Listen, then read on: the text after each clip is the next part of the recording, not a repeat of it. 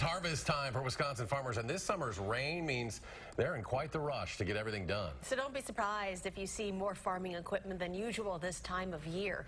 Chris Leuenberg has the story. Now we're ready. This year's harvest has been roadblock after roadblock. But this is one of the most challenging falls we've ever had.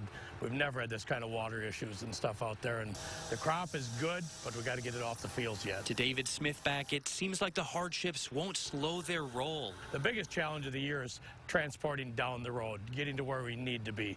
The traffic problems are just a nightmare out there. If all the close calls were cars, then they'd be a pileup on the highway. They want to turn, and I can't turn without them. There you go. It's more common than you would think. We're unloading in a semi. We're on a narrow road. We had an employee stand in front of the semi, and a car went through between the semi and the combine at almost 30 miles an hour. If the employee would have stepped out, he would have been hit right on the spot. You wouldn't believe the words I said. It wasn't very nice. That's the kind of situation every driver wants to avoid.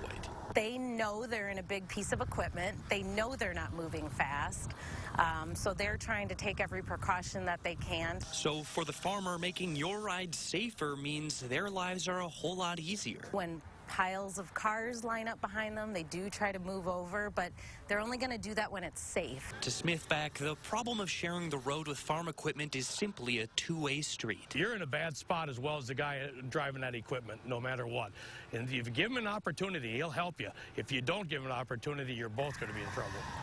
For News 3, I'm Chris Leuenberg.